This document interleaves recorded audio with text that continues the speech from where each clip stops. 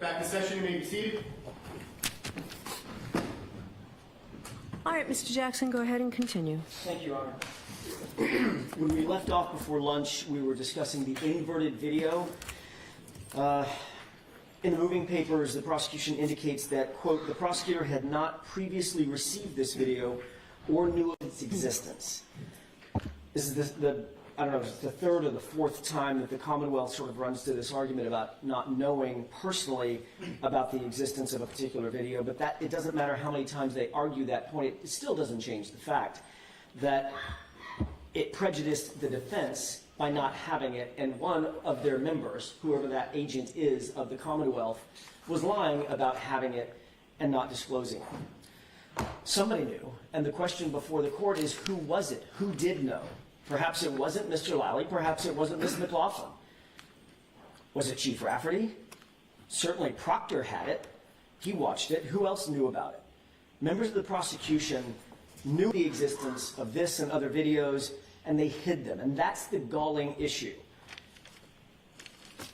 Then the Commonwealth writes that the defense altered, their word, the defense, quote, altered evidence to correct the image, as if we were altering something to deceive the court. When in point of fact, the Commonwealth well knows that that altered video was altered by them in some way, shape, form, or fashion. When it was played inverted. What we did is recorrect it to the proper orientation to confront Sergeant Buchanan with it. They indicate that they played the entirety of the video, of the corrected video, to somehow suggest that the Commonwealth, during this debacle, had clean hands. And that's just not true. Over the course of 2 days, the court will recall 2 days worth of testimony. Day one with Sergeant Buchanan under direct examination by Mr. Lally, going into the next day, still under direct examination by Mr. Lally. They played that video completely inverted. They talked about it, they discussed it, they described it. Not once did Sergeant Buchanan or Mr. Lally inform the jurors or the court that the video was actually altered, that the video was actually backward. Not one hint to the court or the jury members. When the defense stood up and began questioning Sergeant Buchanan about that video, that was the first time that he admitted that it was inverted. He used the phrase mirror image, and that he knew that it was inverted. Amazingly, that was the same time that Sergeant Buchanan started having trouble with his memory about who was actually depicted in that video. The court will recall before I stood up on cross-examination, under direct examination by Mr. Lally, Sergeant Buchanan was very quick to point out that the individuals on that inverted video were himself and Michael Proctor. And they made the point that Michael Proctor never approached or had any access to or didn't manipulate in some way, shape, form, or fashion. This was the intimation by the Commonwealth, that passenger taillight. The Commonwealth has now conceded that that person was, in fact, Michael Proctor. It's notable that the Commonwealth went to great lengths to state that, quote, Trooper Proctor, and this is in their opposition, Trooper Proctor is standing feet away from the defendant's vehicle and never touched the right rear taillight, end quote. That's a statement made in their moving papers, specifically on a fact that is of great material importance to this case. The three of them signed, the three prosecutors signed an oath and a declaration, and the court just called the defense out on signing a declaration or an oath, and the court's intimation, at least, in its initial comments to me was, you may have said something that you don't have a factual foundation for. I think I have done my best to disabuse the court of that we were drawing from reasonable inferences. I wonder if the Commonwealth is going to get the same treatment for saying that Trooper Proctor was standing feet away from the defendant's vehicle and never touched the right rear taillight. That's a very bold statement for the Commonwealth to make, and it's also completely untrue. It's not supported by a single fact. It's not supported by a fact or evidence before the court. The problem with this unsupported motion because it's unsupported and the declaration is signed by 3 different individuals, you can just sort of say whatever you want in the motion. And I guess get away with it. The video speaks for itself, Your Honor. It shows Michael Proctor walk behind the car directly to the position of the passenger taillight. He positions himself right on the other side of the camera view, not feet away. And it certainly does not show, and there's no evidence before the court, that he, quote, never touched it. As a matter of fact, we would submit... Does it show that he does touch it? Well, of course it doesn't show he touches it, Your Honor. He's on the other side of the car. That's not the point. The point is, a reasonable inference is he could have touched it. He was standing right there. Nobody forced him. Nobody was holding a gun to his head. He walked around the other side of the car and obviously was standing there for a reason. By himself, in a corner, out of the view of a camera, and then when the Commonwealth plays the video, it switched, and the intimation to the triers of fact was he never approached the right rear taillight, that passenger taillight. And all of that was And you cleared that up. Right. But that is the galling part of this entire thing. The court has asked me a couple of times, and I'm going to get to it a little bit more in detail, what the prejudice is. If that's not prejudice, I don't know what is. It's literally propounding false information to a trier of fact. That is not a small thing. Even after the trial was over, it was concluded, and the mistrial was declared, we're still getting videos that we can't get a straight answer about their source. Where did these videos come from in October? That surveillance feed is on a 30-day deletion loop. That's what we've been told. I said a few minutes ago this morning, I said the Commonwealth may not have known that it was on a 30-day loop. What I meant was actually the prosecutors sitting in this courtroom. The 3, my brothers and sister, may not have known about that 30-day override. I don't know. I don't know what they knew or didn't know. I'm certainly not going to cast aspersions and put that on them. But someone from the Commonwealth darn sure knew that was on a 30-day loop or a 30-day override. So who's had those for all this time? How were they stored? Why wasn't that information revealed to our expert when we went all the way to Canton to try to download that DVR? Where's the original? Where are the copies? These are questions for which we need some facts. And the fact that those have been withheld from us is exactly the kind of bad act and bad faith that demands that the court presume prejudice in the case. A few minutes ago, the court asked me before lunch, what is the prejudice? There's plenty of actual prejudice, but I'll get to that in just a second when I speak a little bit about the law at the end of my comments. We don't need to prove actual prejudice because the law presumes prejudice against Ms. Reed because of the bad conduct on behalf of the Commonwealth. And yet again, when it comes to this same issue, the Commonwealth recites this now worn out sentence, the prosecutor was unaware of the existence of these videos, end quote. How many times are they going to try to excuse away a blatant discovery and or Brady violation with the sentence that the prosecutor was unaware? It just doesn't matter. And that brings us to the October 10 videos that we got in 2024. The Commonwealth claims that they received these videos on or about August 21st, 2024. They sort of vaguely claim that these videos were provided along with a letter, quote unquote, letter from Canton Police Chief, end quote. There's no report, there's no email, there's no communications, there's no text message, nothing other than this, quote, letter. And it actually wasn't a letter, it was more of an informal note written on a personal pad, a Canton PD pad by the chief. There's no chain of custody log authenticating the videos, no authentication documents whatsoever, no foundational documents, no indication of where the videos came from or how she came to possess them at the time. But she did write on that little pad, quote, that is how it records, LOL, no tampering, end quote. LOL, laugh out loud.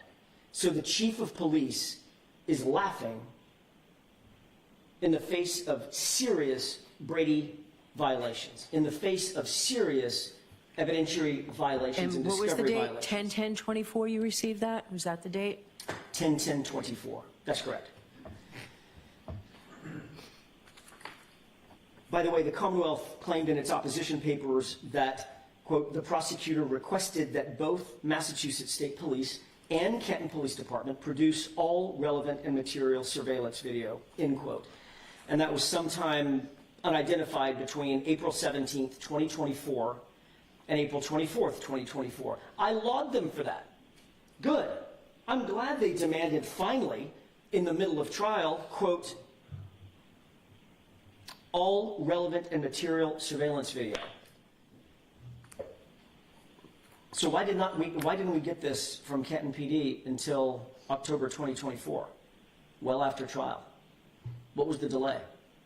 And why did we get another video in January of 2025? What was the delay? How could this be seen as anything other than intentional? We know now that Sergeant Buchanan, we know that Proctor, we know that Chief Rafferty, and now through another report, we know that this officer, DGM Petro, all had access to and knew about the videos. And then we have, on top of that, in the middle of trial, I think it was Mr. Lally, it may have been Ms. McLaughlin, someone said, it's unclear from the opposition, that all relevant and material surveillance video be turned over immediately, and it still wasn't done. That is an intentional withholding of evidence. And then we get these new reports. What's probably most troubling is what's in the reports that we got on Friday, this past Friday. Additional reports from in a report from Sergeant DGM Petro, he reveals the following. He writes this report on the 27th, which was last Thursday, and then we got the report on the 28th. He says that in February of 2022, and I'm paraphrasing, in February of 2022, Proctor requested Sallyport video of SUV inside Sallyport. Apparently that was provided. I mean, we have to presume from his report when he says Proctor requested in February of 2022 Sallyport video of the SUV exterior footage that he downloaded it from somewhere and gave it to him. Assuming it was February of 2022, that would have been before the overwrite, I presume. Because I think the math in my head is it's 28 days in February. If it's in February at all, it's within the 30 days from January 29th. So it has to have been. Then he writes that in June of 2023, Proctor requested Sallyport video again of the SUV exterior footage. Quote, this is from his report, I believe this may also have been the approximate time that I downloaded video recordings that covered the entire time frame that the suspect's vehicle was held at the Canton police station, end quote. He goes on to say, quote, due to the large size of the files at that time, I had to break it down into 6-hour blocks for ease of exporting. This is the first we're hearing of any of this last Thursday. How is that? Sure. Ms. Little just handed me a clean copy of the DGM Petro report. I would like to have this marked and appended to our motion to dismiss if it's okay. Sure. Did I get that attached to your motion to change the scheduling? Yes. You probably did. So I've seen it. Okay. May I approach? Hold on. What, Ms. Little? We'd still like to make it part of the record if Sure. that's all right, Your Honor. Sure. I just wanted to know whether I needed a copy because I have a copy. I've seen it. May I approach? Yes. No, okay. Thank you.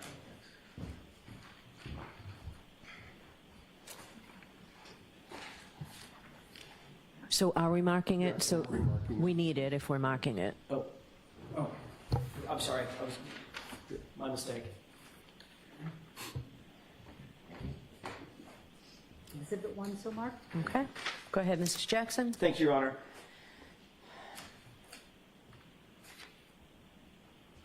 The question is,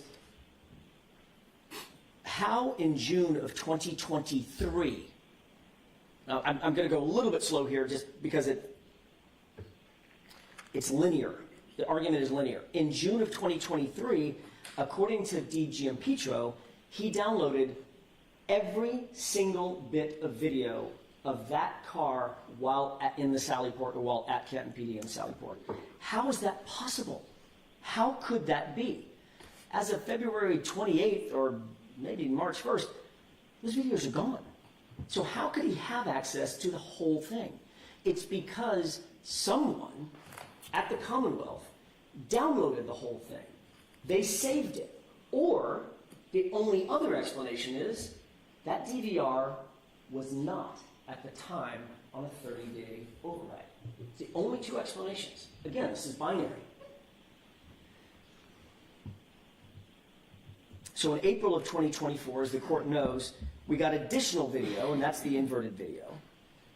In the spring of 2024, while trial was being held, DiGiampetro, quote, it says, quote, I downloaded some video recordings that you and I believed may be needed to refute claims being made by the defense. The you and I is him to Chief Rafferty. That's who this report is to. And it includes footage of Higgins.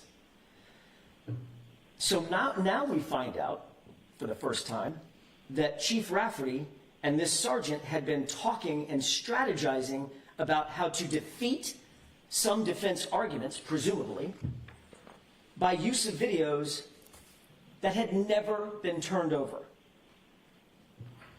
And the Commonwealth uses a phrase in its moving papers, I believe in this motion, about ambush.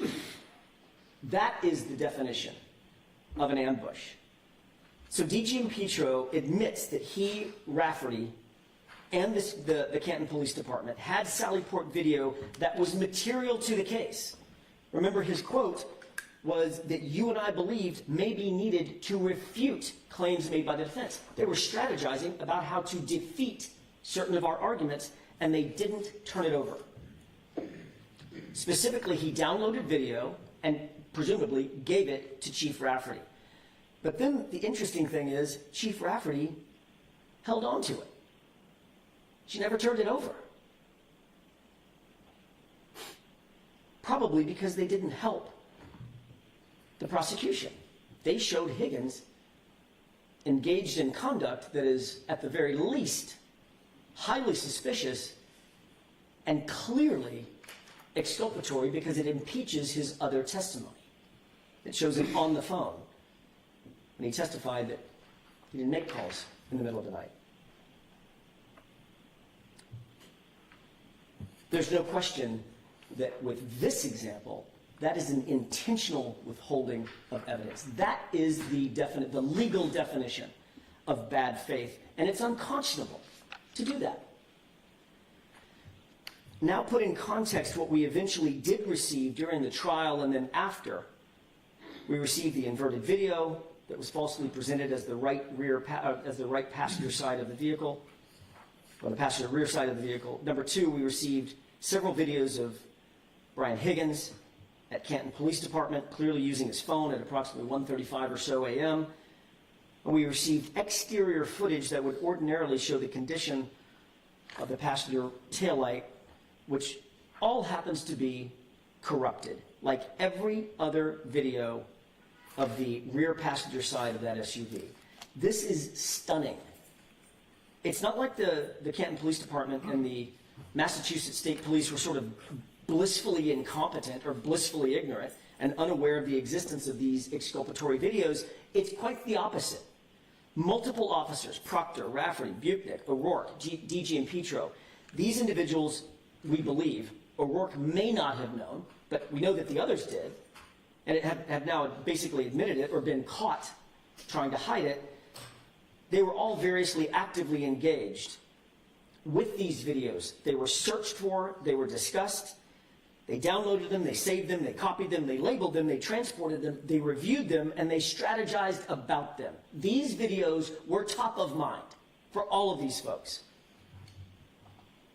We know there were hours and hours and hours of footage that was so large it had to be broken down into 6-hour blocks. All of that was pulled. And none of this footage was disclosed to the defense before April of 2024. And most of the files that have been turned over so far have been turned over after the trial was over. We had no idea this footage existed, and to this day, it continues to be, the bulk of it continues to be withheld from the defense. And then we move to Sergeant Buchanan's actual report. As I indicated, he wrote a report last Friday as well, dated the 28th. Quote, in furtherance of the John O'Keefe Canton homicide investigation, sometime in early spring of 2022, I was made aware that a request had been made by Trooper Proctor and then fulfilled by Canton PD for surveillance video as it related to the arrival and storage of the Lexus SUV belonging to Karen Reed. This was the spring of 2022, he knew. At Trooper Proctor's request, I proceeded to Canton Police and picked up the digital media storage containing said video and transported it to the Canton, Norfolk District Attorney's Office and turned it over to Trooper Proctor. I did not review this video at this time. What date did he do that? The same date? He says at this time, but it's sometime early spring of 2022. That's the best he can do in his report. Paragraph 2. In July of 2023, so this is a little more defined, I was once again made aware by Trooper Proctor that a request had been made to Canton PD for additional video and that it was ready to be picked up. Since the Canton Police Department is conveniently located on my route of travel to work, I stopped by and picked up the CD from the front desk of the police department, which was labeled Trooper Buchanan with a yellow Post-it note. I further added Canton PD 12922 and then the case number, which is, or their case number, 2022-112-33, to note to more accurately identify the item and transported it to our office, subsequently turning it over to Trooper Proctor. So there's a second CD, now in July of 2023. I did not review that video at that time. See the attached copy of the Post-it note. Final paragraph, in my preparation for trial in May of 2024, I was provided with a thumb drive and the CD labeled with a Post-it note on my desk. What's interesting is that the CD with the Post-it note on his desk may or may not have been the same CD that he transported in July of 23 because they seem to be labeled a little different. So I haven't seen this report. Does he say from whom he received that? I'll finish reading it, but I don't believe he does. No. No, it's pretty vague. It's passive voice and it's pretty vague. I was provided a thumb drive and a CD labeled with a Post-it on my desk to review prior to testimony, so it does not say. At this time, I reviewed video made available to me, which included video footage of the Canton PD exterior Sally Port. Exterior Sally Port. This video was labeled with a Post-it note on a CD, and it contained a video of the interior of the Sally Port, which was grainy and had a camera vantage point from the front of the Sally Port. I also reviewed the Canton PD driveway footage. In review, I also viewed video of the back wall Sally Port camera vantage point. I had not seen this video prior to my May date review. I later learned that this video was provided in an inverted manner. After I reviewed all the provided video, the thumb drive and the CD were returned. It doesn't say to whom they were returned. Your Honor, if I could mark this report as well. Sure. Do you have an extra copy for me? I do. It does have one highlight on it. May I show it to Mr. Brennan? Yes.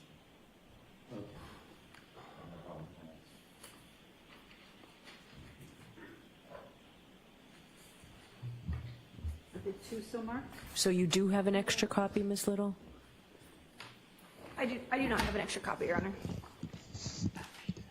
I thought Mr. Jackson just said he had an extra. Oh, I'm sorry. Yeah.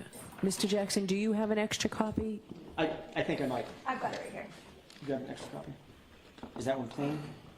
Not clean, but- Hang on a second. No, that was the only copy that I got. May I approach your honor? This one has highlights on it, I apologize. It's okay. Thank you. All right, go ahead. Thank you, Your Honor. The court asked probably the most important question about this report, which is, who was it that supplied the video or the thumb drives or the CDs to Sergeant Buchanan? Who's at the center of all these Sallyport videos? Who does he say was requesting the Sallyport videos that he was acting as the courier for in other particulars? Every one of those answers is Michael Proctor. So who do we believe most reasonably would have supplied the information to Sergeant Buchanan to review? It stands to reason it could have been Trooper Proctor. Seems to be reasonable. But I don't know because Trooper Buchanan doesn't say, but that would be another question that would be open to answer if we had an evidentiary hearing.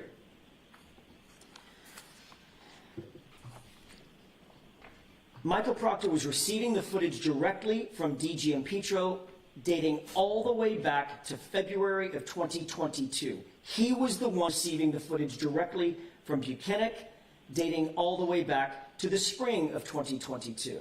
Michael Proctor was receiving footage from both sources multiple times through the years.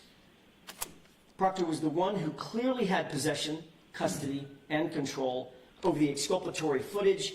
It was his, every bit of it. And now let's recall what he said at trial when asked about all this footage, because he was confronted about footage. And keep in mind, Your Honor, when I'm asking these questions, I know none of this. None of it. Michael Proctor lied during his testimony, but he knew that we couldn't impeach him. There was no way I could impeach him. I didn't have any of these videos to impeach him with, because we didn't have any of the evidence that had been secured concerning that Sallyport. Question. There's surveillance video from Canton Police Department's Sallyport garage that wasn't turned over, right? Answer. That video was discovered later on and then handed over. That video was discovered later on. So where in the transcript is that? I can get you the page and line number, Your Honor. My guess is Ms. Little can get it pretty quickly. I'm guessing I'll she provide that to you can. in just a moment, Your Honor. June 10th? It was either June 10th or June 12th, but let me double check. While she's looking for that, Your Honor, may I proceed? Please go ahead, yeah. Okay. The only thing that's it's important to remember from a date standpoint, we'll get the date that he actually testified to this, but from a date standpoint, the only thing that had been handed over at the time that he testified to that was a single video with 42 minutes missing and a flatbed and the flatbed driveway footage outside the Sallyport that doesn't show much of anything. It's now been proven, that testimony, that that video was discovered later on and then handed over, suggesting there was either only one video or all of it was discovered later and turned over. Both of the clauses in that sentence are a lie. The video wasn't discovered later. It was discovered in February, at the latest, February of 2022, just days after this incident. He asked for it, and he received it, according to Sergeant DG Petro. And it wasn't turned over either. None of it. But at trial, we didn't have the truth. I couldn't impeach him with this. He made sure that all the footage was delivered directly to him, starting days after this incident. And he controlled it, he hid it, and then he lied about it. That is the definition of bad faith. That is the definition of withholding exculpatory evidence. That is a definition of suppressing Brady evidence. There is no other way to define this. He fooled us, and it's egregious. Is it possible with all this sort of years-long flurry that we've just talked about surrounding these Sallyport videos that the actual trial prosecutors were completely unaware of their existence until Proctor testified before the federal grand jury? Is that possible? I suppose it is. I want to give the prosecutors the benefit of the doubt. I do. Is it reasonable? That's another question. To believe that they just knew nothing about this. We know Proctor lied to us. Could he have lied to them? I suppose. But as the law mandates, Your Honor, it just doesn't matter. In the eyes of the law, Proctor is the prosecution, and the prosecution is Michael Proctor. And then we move to January 28th, 2025, this year. We're still getting additional videos at that time. This new camera angle, which is blurry and grainy and wobbly, it does, however, show the passenger side rear taillight as it's towed into or driven into the Sallyport garage. The footage is so grainy and so blurry, however, it's so corrupted that once again, the true condition of that taillight is completely obscured. At a certain point, it begins to defy logic. And the reason I wanted to talk about each one of these videos in turn is because it absolutely defies logic that all of this footage magically cuts out, blurs out, becomes grainy, becomes obscured at the precise time that the SUV is pulled in to the Sallyport. The question then becomes, what's been happening to these videos that have been in Michael Proctor's possession since that time, for the last 2.5, 3 years? And again, I've lost count how many times the Commonwealth makes the claim, quote, prosecutors had never seen this video, end quote. The entirety of the Commonwealth's defense on this issue is the indefensible, which is, it just wasn't me. Okay, fine, it may not have been you, but it was the Commonwealth, in quotation marks, capital. The Commonwealth then claims that, quote, after directing a review of all physical evidence and data files, after directing a review of all physical evidence and data files, this video was located within a paper case file of the investigators, end quote. I believe that Mr. Brennan, when he came on the case, he's the one who directed a review of all physical evidence and data files. I would have to guess. Again, I would applaud that. Should have happened years ago. What's most curious about this video, however, is that the prosecution now admits, quote, after inquiry it was learned that an investigator obtained this video from Canton Police Department in 2022, and it was placed in a physical case file, end quote. That's a direct quote from their opposition.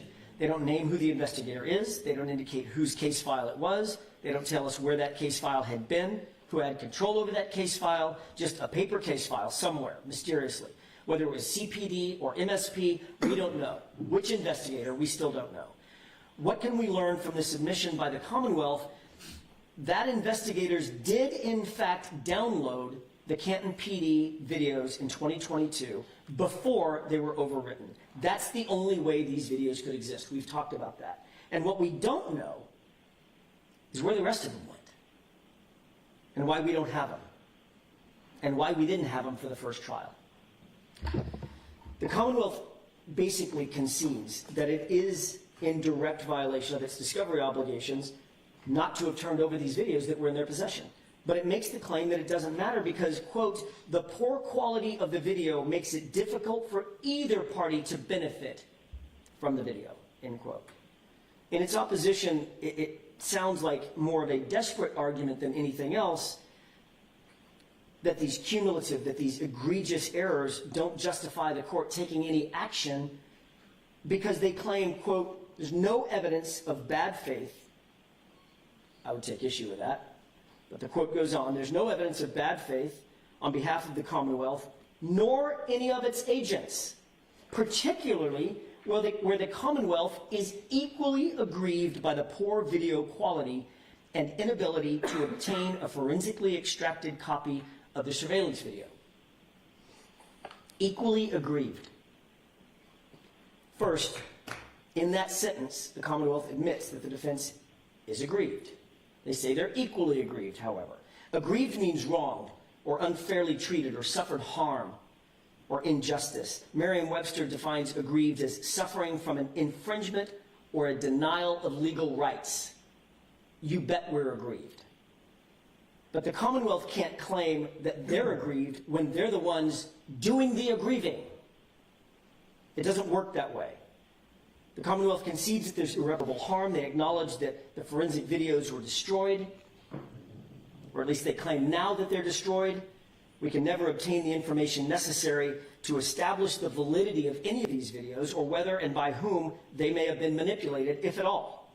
The Commonwealth can't shift the blame because the videos have literally been in their possession the entire time. It was their actions and the actions of their agents that caused this irremediable harm. Your Honor, this is, as I said, this is the definition of bad faith, and this goes back to the court's original question this morning, which is, can you describe the prejudice that Ms. Reed has suffered? And I think we've done a pretty good job of describing that throughout this argument, but the definition of bad faith means we don't have to prove actual prejudice. Prejudice is presumed under the law. If we're to believe the declarations that were submitted by ADA Lally and ADA McLaughlin and ADA Brennan, then at the very least there is no other conclusion but that Michael Proctor and other investigators intentionally secured these videos. They withheld the evidence from us, and they withheld the evidence from the prosecution team. Let's take them at their word. Even after being explicitly instructed to turn over that evidence, that is bad faith. And how many times do they have to say, we didn't know about this, it just doesn't matter. Like I said, let's take them at their word.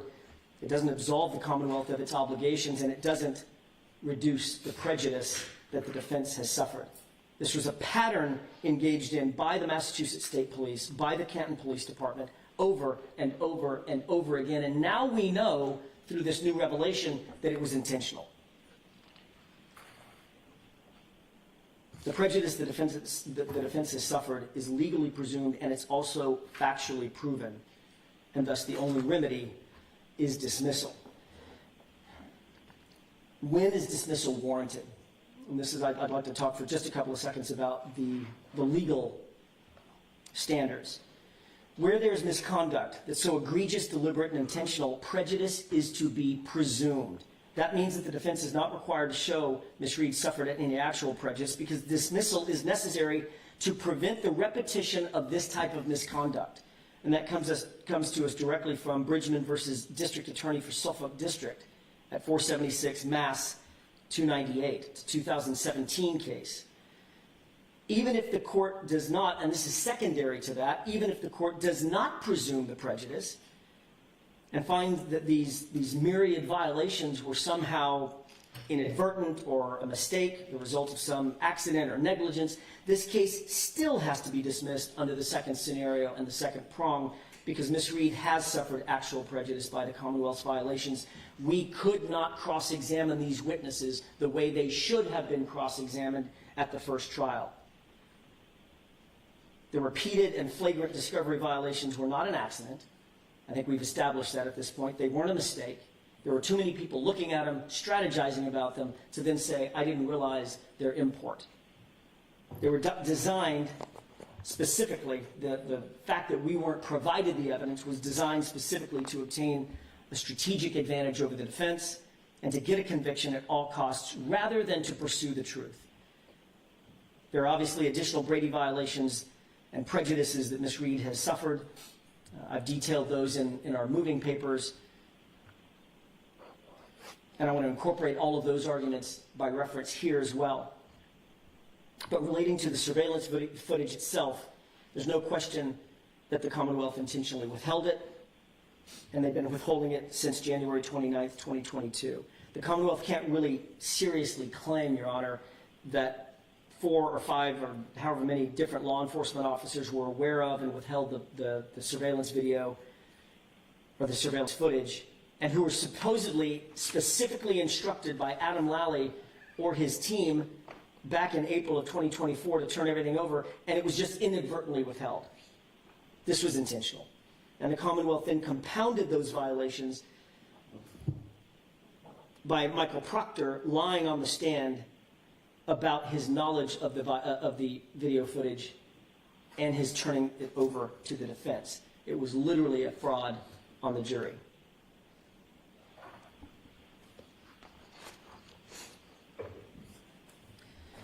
And now, well after trial, the Commonwealth has been forced to admit that even more exculpatory evidence or surveillance evidence from January 2022 is in their possession, and it was also entirely withheld from the defense throughout this litigation and throughout their first trial. In addition to the presumptive prejudice, Your Honor, there has been actual prejudice. This was, some would say, a close case when it ended. The court recalls that.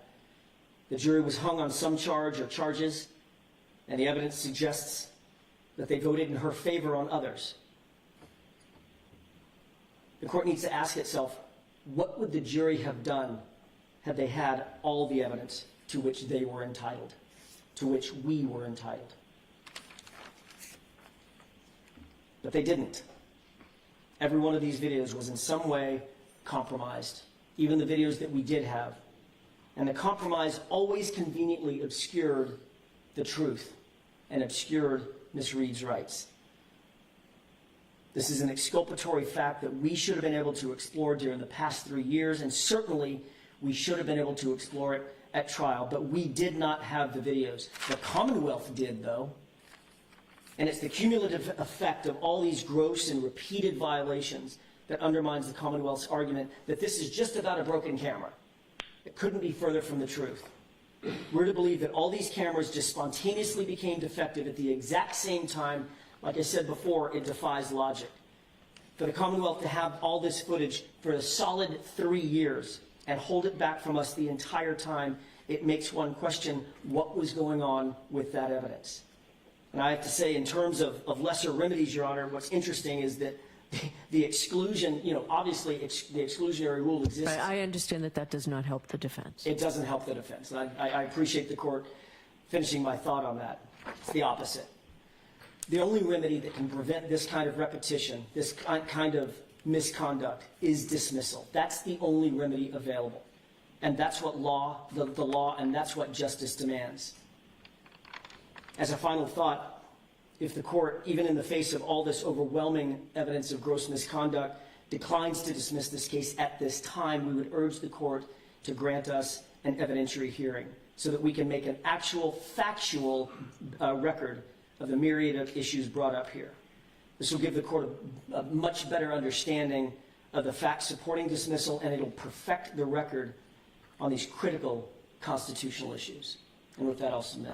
Okay, so thank you. I have a question for you. So go back to the podium, please, because you may need your notes. But Ms. Little, did you find the Proctor testimony? I did, Your Honor. It's June 12th, 2025, the reporter's transcript at 1-148. And that's from the copy of transcripts with sidebars, Okay. just for the court's reference, lines 8 through 12. Great. Thank you. All right, I have a question, Mr. Jackson, just about, so you argued, obviously, the importance of the Lexus arriving at the Canton Police Department. You argued a distinction between a cracked taillight versus a shattered taillight. Correct. In your pleadings, and again, you just saw, I want specifics where I can find something. On page 28, you talked at the top line, cracked, not shattered, when it arrived at the conflicted CPD on January 29, 2022. If the taillight was largely intact and only cracked, rather than shattered and missing 47 pieces, as Dighton Police Officer Sergeant Barrows testified he observed earlier that day, after the Commonwealth claimed Ms. Reed had struck Mr. O'Keefe, the evidence would establish Ms. Reed's innocence and be case ending for the Commonwealth. The 47 pieces I'm having trouble finding. I just took a quick review of Sergeant Barrows' testimony yesterday upon being prepared for this. I didn't see it in there. Ms. Little, do you know where that 47 pieces is? Yeah, the 47 pieces is not related to Sergeant Barrows' testimony. Well, it sounds it from this, so I'm not to read it this way. What Sergeant Barrows clearly testified to was that he observed a taillight that was cracked and not broken. Okay, the 47 pieces, I read that to mean it was from Barrows' testimony. No, Barrows- As Dighton Police, Barrows testified. All right, where do I find that 47 pieces? The 47 pieces, I can get multiple transcript sites, but those were the photographs the Commonwealth presented at trial, that there were that many pieces found at the crime scene. It's the number of Taillight. pieces that were booked into evidence. Okay, Yeah. great. Yeah, if you have trial transcript of that, I don't need 47 points, but if there's something that summarizes it. Put that to read as I see it reading. No, Sergeant Barrows specifically testified about his observations of the taillight earlier that day. Right. It was uncontroverted that there were 47 pieces of taillight Okay. recovered at the scene. That's not clear to me the way this is written, so I'm glad I asked you. Okay. All right, so with that, now, Ms. Tinetti, I'm not going to hear from you now about the court officers not being in charge of the jury. I'm going to hear from Mr. Brennan, and then we'll get to you, and hopefully we'll have time. But Mr. Brennan, I have a question for you. As I started with a question for the defense, so I'd like you to explain to the court, please, what efforts the Commonwealth made to comply with the Rule 14 obligation regarding the Sallyport videos, and why the dribs and drabs of the way the discovery came in. It may be most helpful if I give the court a history as I've learned it about the production of video in this case. Okay? And it will explain in context the production of video and will help create the foundation so the court can understand and perhaps the defense can best understand. All right, and just like I did with Mr. Jackson, if I need to, I'm going to interrupt you Of course. to clarify some of this. So know that that's what I'm focused on. I understand clearly. In November of 2024, the defense asked me to see if I could provide a chain of custody regarding the production of video in this case. And so I agreed that I would do that and made best efforts to talk to as many witnesses as I could, review the discovery, and speak to the attorneys. Now, when I started sometime in late September, I had found the letter from Chief Rafferty with the production of video in August. The letter or note was dated in August. So to start from the beginning, the prosecutors in this case did not have knowledge that there was videos from the Sallyport area. There was nothing about it that was particularly relevant to them. The defense theory did not make it clear to them that that was important. There was no motion filed by the defense. At what point in time? This is leading up to trial. Okay. At that point, there had been no request by the defense for video of the Sallyport area. What I learned is that Trooper Proctor had requested Sallyport video from the Canton Police Department. And the person who was the custodian of Canton Police Video, who would download it from the DVR, was Sergeant D.G.M. Petro. He made a request shortly after this event on January 29, 2022. Sergeant D.G.M. Petro downloaded video from the front wall camera, which was later characterized as the blurry camera, and he left it at the front desk. Trooper Buchanan, at the direction of Trooper Proctor, picked up the video and he brought it to Trooper Proctor. Trooper Buchanan did not look at the video at that time. It was given to Trooper Proctor. Trooper Proctor did not provide it to the prosecutors. So Trooper Proctor was aware of the video. The prosecutors were not aware of the video. That video is the same video that Sergeant D.G.M. Petro says that he downloaded the video in 6-hour segments, and that contained the front wall blurry camera inside the Sallyport and camera in front of the police station. That remained with Trooper Proctor for some time. In June, around June of 2023, Trooper Proctor then made a second request from Sergeant D.G.M. Petro Even though we already had it? for different cameras. He wanted cameras, a camera angle of outside the Sallyport area, so when the tow truck dropped the car off, leading into the Sallyport, which is now characterized as the exterior Sallyport video. Again, Trooper Proctor asked Trooper Buchanan to go to the Canton Police Department and pick up a copy of the downloaded video. Trooper Buchanan went to the police department, picked up the CD at the front desk. That CD had a yellow sticky tab on it with Trooper Buchanan's name, and Trooper Buchanan wrote in the case file on that yellow sticky. He brought the CD to Trooper Proctor.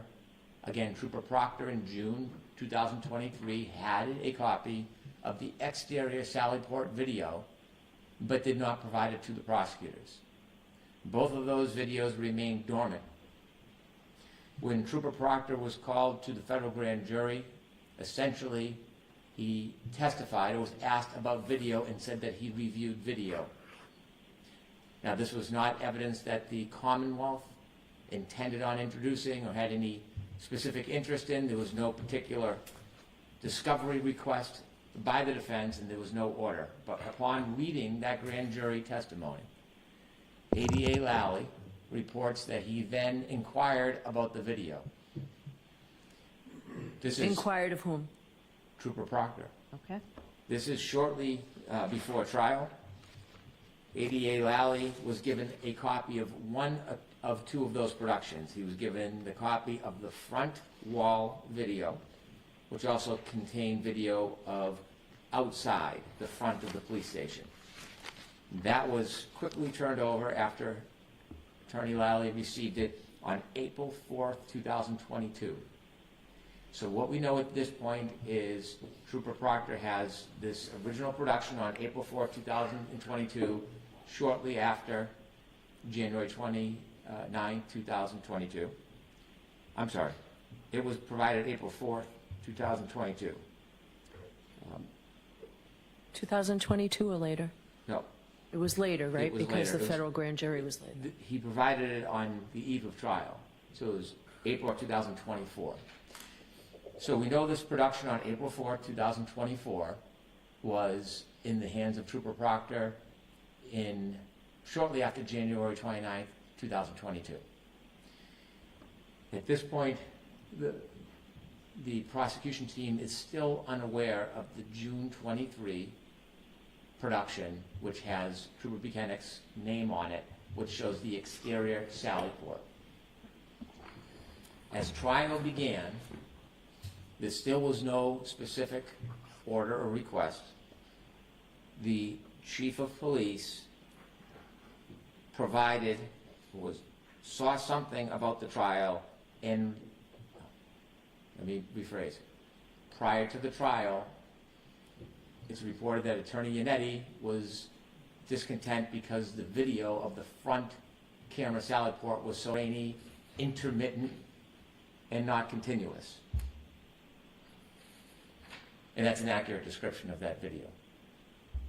Chief Rafferty, in response to seeing Attorney Yannetti's concerns, then asked Sergeant D.G.M. Petro to see if there was another camera or to produce any other video from the Sally Port. Sergeant D.G.M. Petro then downloaded video from the DVR, which is the second camera that is inside the Sally Port, known as the inverted camera, or now characterized as the inverted camera. That was produced April 23rd, 2024, given to ADA Lally, then given to the defense. And so at that point, there are 3 video productions that exist. The first turned over to the defense April 4th, 2024, the second April 23rd, 2024, and the June 23 production of the exterior Sally Port has still not been turned over. It's in the possession of Trooper Proctor, and the prosecutors do not know about it. After the trial, one of the employees from Norfolk County, Colleen Crawford, went to the Sally Port and looked at the DVR system. And when she looked at it, she saw that video still existed on that system.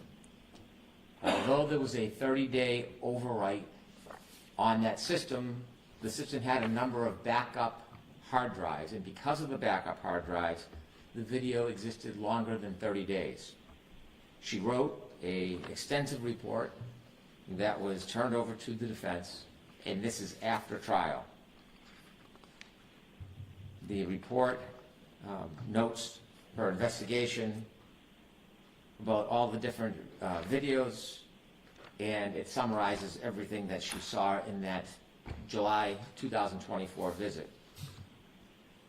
As I mentioned earlier, in August, Chief Rafferty provided video of the hallways that included some video of Brian Higgins, and she accompanied a letter or a note. I learned that that video was copied during the trial. And it is noted in the sergeant's letter, the chief of police and the sergeant were downloading video, not in response to a motion to compel or produce, but rather because they had concerns about accusations that were being made about the department, and they were saving video, in their opinion, or from their perspective, to help defend against future false claims against them. They downloaded a number of videos that were then turned over in that August 2024 production. When I first learned of that August letter and note, I turned it over to the defense immediately.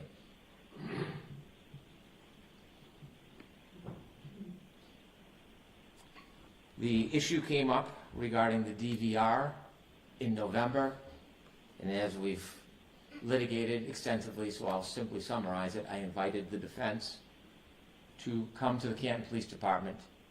Given the intermittent or spotty production of video, I thought it best they have an opportunity to look firsthand, although I didn't know if the video would exist, as I've said. And then when they came in December, I think it was December 12th, if my memory serves, and learned that there was no longer video stored because it had been overwritten, I then went to the Canton Police Department so that I could have a closer look at the video cameras to see if there was something missing. I toured the entire station, I learned about the videos, and then as a consequence, I spoke to the chief, other officers, and the sergeant. Unexpectedly, the sergeant told me that he would click and drag copies of video when he would download them from the DVR. Inevitably, we had the litigation about whether the defense was going to download in person or not. And then, as I tried to finalize my investigation into the tapes, and realizing there was no actual written chain of custody, I wanted best to memorialize it.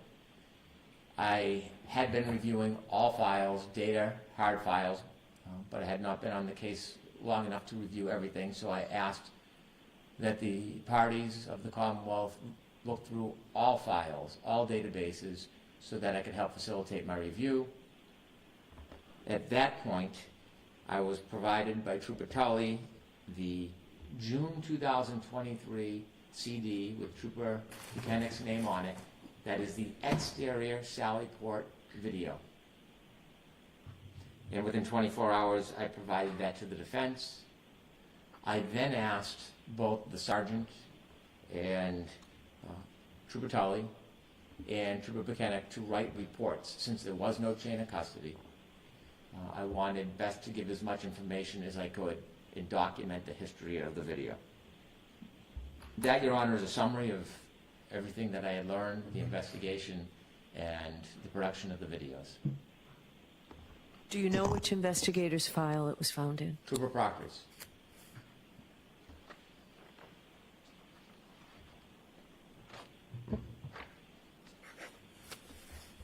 Okay.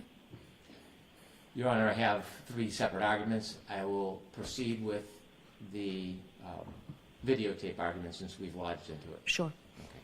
Now, the defense has made a number of conclusions that there was somehow videotape that was tampered with. There's absolutely no evidence whatsoever, none. It's not even speculation. There's no evidence that any videotape was ever tampered with. They say it, but there's none. I have seen none. They have produced absolutely no evidence that any video was altered or tampered. The defense lodges the idea of bad faith, that there was some type of advantage in that this video was withheld from them on purpose, and again, that is a baseless claim. If the government was going to hide video from the defense, they never would have got it. Maybe they would have got something after I came in and looked. They would have not got this production in April 2024. They would not have gotten the production if the government was looking to hide anything.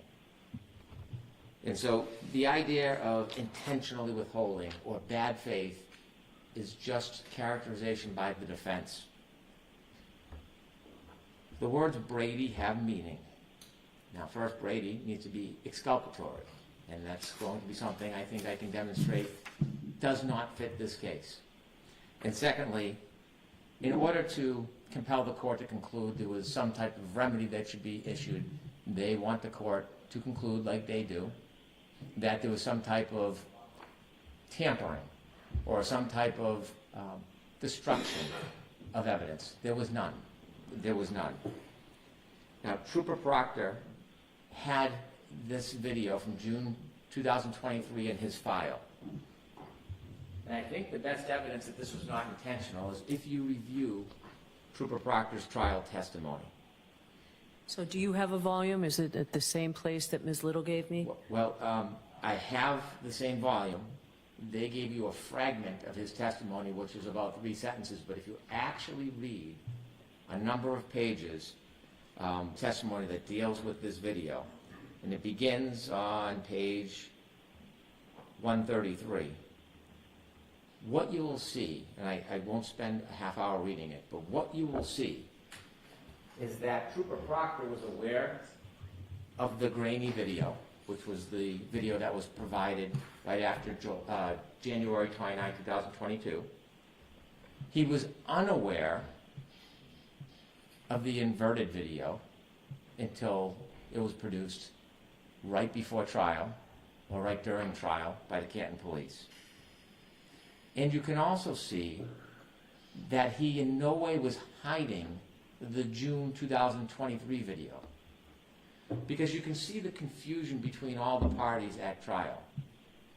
Attorney Jackson is asking Trooper Proctor about video, and Trooper Proctor is explaining there is a Sallyport video and also there's an exterior video outside the Sallyport. And it is clear that Attorney Jackson does not have that June 23 exterior Sallyport video because he's very confused in the questioning of Trooper Proctor. And Trooper Proctor continually tries to explain that there is both the Sallyport and there's the exterior video. So clearly Trooper Proctor was aware of the exterior Sallyport video, but it will be clear from the reading of his cross-examination that there was no intentional withholding. He should have, since it was in his possession, whether it was relevant to the government's case or not, he should have provided it to the prosecutor, and then it would have been properly provided. But it was his oversight. There was nothing intentional or advantageous about it, because he struggled to try to explain to Attorney Jackson. And so it's also notable that Attorney Lally never has an opportunity to ask more details about those. Well, he has the opportunity, but he doesn't ask more details about that misunderstanding because he's wholly unaware that it even exists. It's a confusing moment, but it clarifies that there's nothing intentional whatsoever about this course. And so it's important that although the defense now suggests there's something exculpatory about it or something about it that's important, it is important to note that the defense never filed a motion for the production of the Canton Police Department video. It is not incumbent or assumed that the Commonwealth is going to obtain every video from every part of our town during an incident. It's not assumed that they will do that. The Commonwealth seeks evidence that they think is exculpatory, they seek evidence that they think is relevant and material, and when they receive it, they are supposed to provide it. There are many cases where video from a police department is never provided to the defendant unless they ask. Or many cases where it may be a video of the booking, but not the hallways, not the bathrooms, not the back parking lot. Put in context that the defense theory was an evolving theory throughout this case to this day. The defense theory was that it was some third-party culprit, unidentified, who committed this act that led to the death of John O'Keefe. In fact, if you see earlier interviews, the defense position publicly was, you know exactly who did it, intimating that there was a specific person. Now that recently has changed. If we see the recent interview 2 weeks ago, on Fox 25, the quick answer was, we have no idea who did it. We don't have to know. And so this fluid position is not notice to put the Commonwealth on notice. They're supposed to chase down every potential idea or creation that the defense has. It's important to look at the motion that has been presented to your honor on behalf of the defense where they claim that they moved to preserve video evidence. And when you look at that motion, the best it says is that they moved to compel physical evidence. That does not put the Commonwealth on notice of video evidence at the Canton Police Department. Was this the Stoughton District Court motion? It is. Okay. And I know the Superior Court did not adopt it. However, I think the Commonwealth being on notice is the point. Even if it's in district court, I think it's the Commonwealth's responsibility. I agree with that. Okay. And so, Attorney Yannetti, and I've mentioned this before, was very prolific in his pretrial discovery motions, very meticulous. And when you look at his meticulousness, if there was a need or a desire for video, he certainly would have asked for it. He didn't. In fact, when you look at the perspective of Attorney Yannetti, you don't have to look much further than his characterizations of how he sees the difference between the crime scene and the Canton Police Department. I've attached, for your honor and for the defense, exhibit number 4, trial testimony of Trooper Nicholas Garino. And when he cross-examines Nicholas Garino, he is pretty clear that there is a difference between the Canton Police Department and the crime scene. He cites on page 75, but you'd agree with me, the Canton Police Department wasn't the crime scene, correct? And Trooper Garino says, I never said crime scene in my report, I wrote scene. And Mr.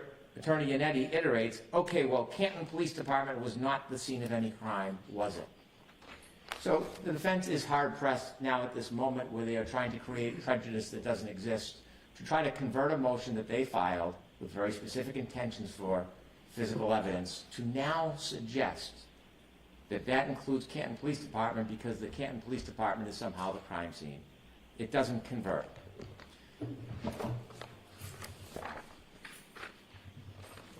In argument, Attorney Jackson characterizes not only Trooper Proctor's testimony, and I encourage the court to look at that because when you read it in context, I think it clearly screams that Trooper Proctor is hiding nothing whatsoever. But if you look at Trooper Buchanan's testimony, on June 6, 2024, if you start at page 103, Attorney Jackson, and to paraphrase, I'm not quoting him verbatim, suggests that there's something about Trooper Buchanan that is lying about his position or about what he saw, or that Trooper Buchanan admittedly saw the inverted video. Not the case. Trooper Buchanan reported that he did not see the inverted video until after Canton produced it, because how would he see it before Canton produced it? And that was in his preparation in May. And he did not say that he sat down with ADA Lally and watched the inverted video. He was asked, were you shown any of the videos that you've seen in anticipation of your testimony? Now remember, there's not just Canton Police Department video at that point. There is video from Ring, Town Hall, a number of different places. And he said, not during the first meeting, I did review video during the second time. Question, okay. And that video that you did see the second time, was that the interior video of the Sallyport that we saw yesterday, correct? He says, Trooper Buchanan, I'm just trying to remember exactly what video I saw. I had reviewed videos outside of our meetings. That is what he put in his report about reviewing in May, not with ADA Lally. So I don't remember exactly what video Mr. Lally showed me. That wasn't the characterization that was provided in argument. This is very different. Question, but you do recall seeing the video that you saw yesterday, the sort of clear one that has the crime scene tape being put up and all that. You've seen that one before. That's the inverted video. Answer, yes. I'm on page 104. And that was with Mr. Lally, correct? Trooper Buchanan, clearly. That is not correct, because I do not recall when I saw that video or what video I saw with Mr. Lally. That sworn testimony is not only in stark contrast with the characterization that was offered by the defense, but it directly contradicts the conclusion they asked you to reach, that Trooper Buchanan watched this video with ADA Lally in preparation for trial. Therefore, it is a lie that the Canton Police Department provided the inverted video sometime earlier. That's sworn testimony.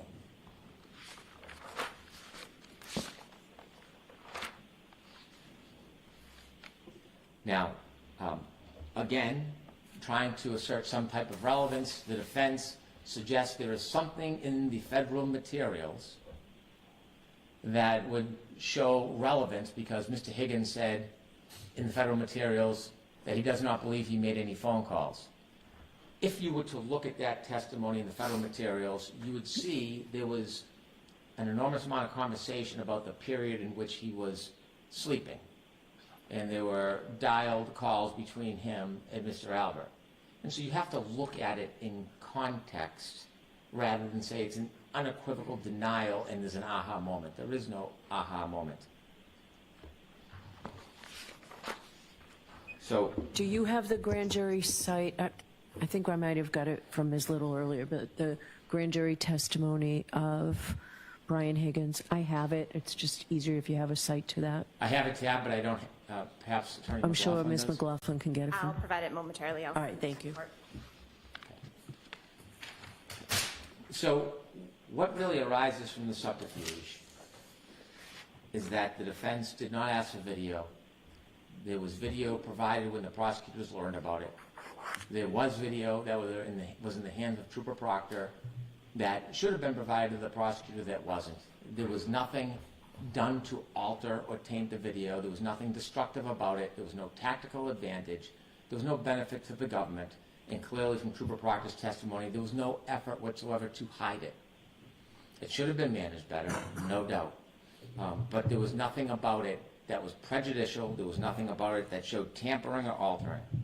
And so ultimately, the import of the defense's argument is that this evidence, this information, is exculpatory. It's exculpatory because what they claim is that it would show that Miss Reed's taillight was cracked, not missing a piece. Now, first thing we look at is Nick Barros's testimony. And if you have an opportunity to look at his testimony, on page 12, line 1, the defendant told you part of the story. I saw some damage to the rear taillight.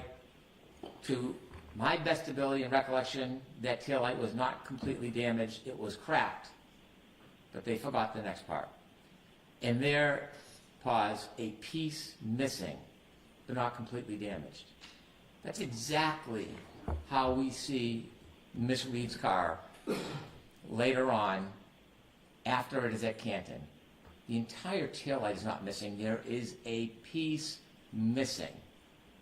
That piece, where the fractures of it are found at 34 Fairview, right near Mr. O'Keefe's body. The same parts of the taillight fragments that are found in the sleeve of his shirt. And so it's not simply cracked. Even the witness they tried to lean on, Mr. Barros, says more. And so if that taillight is not just cracked, if that taillight is missing, then there is nothing exculpatory whatsoever about the Canton video. It's a red herring. Because there can be no plant of fractured taillight if it's already gone before it gets to Canton. There can't be. And so when looking at the evidence, it is unequivocally clear that piece of the taillight is missing well before that car ever gets to Canton.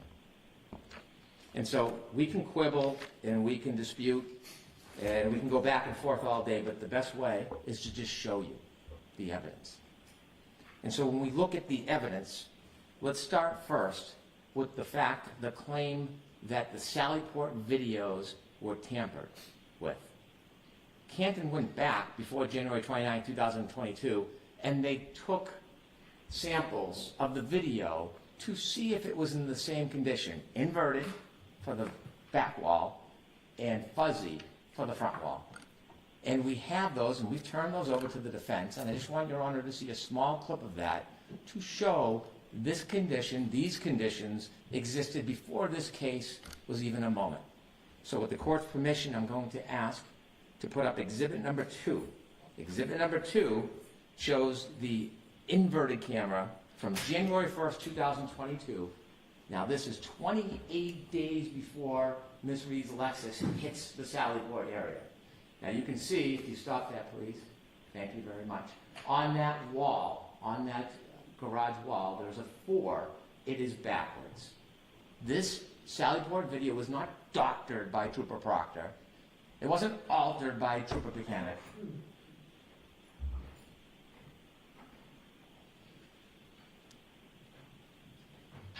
It was in existence well before Miss Reed's car showed up to that Sally Port.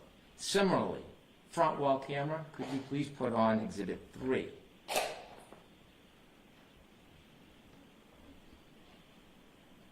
Exhibit 3 is from January 28, 2022, a day before Miss Reed's vehicle makes it to the Sally Port. And you can see the quality. It wasn't distorted on purpose. It wasn't manipulation by the state police. This is the way the camera worked in Canton.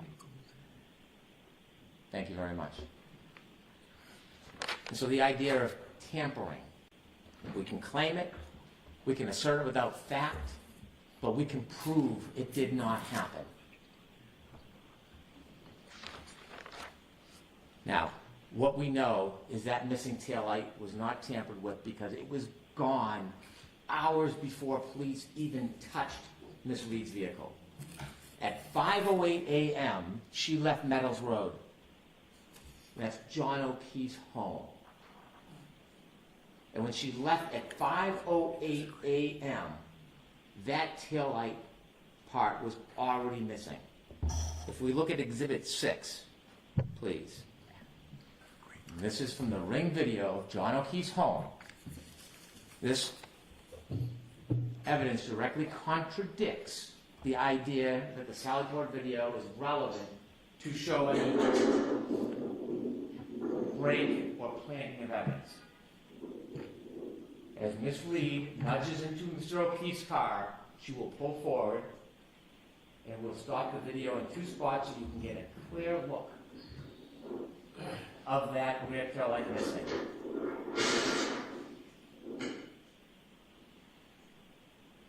Forward, please. Thank you. And then ahead one more. You can see the white light shine. Stop. You can see it clearly missing. You can't plant something that's already gone.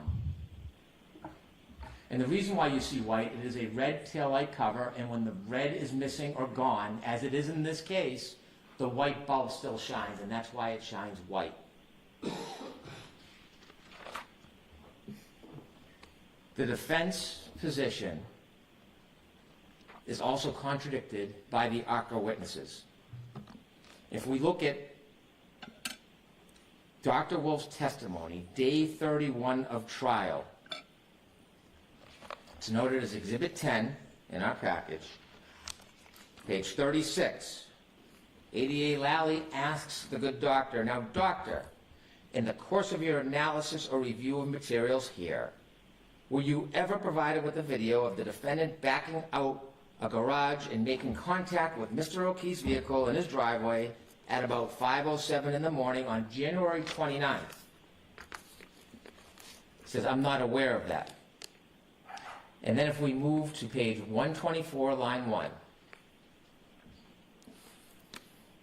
Now, line 2. Now, as far as you're aware from the review and your testing and everything that you did in this case, if a collision occurred at a lower speed, say 1, 2, anywhere from 0 to 5 miles an hour, would that create the damage to the taillight that you observed in this particular case? And Dr. Wolf says, at that speed, no. We provided notice of our own expert. And there's one thing many things, but one critical thing the experts will all agree on. That nudging did not cause the damage to that taillight.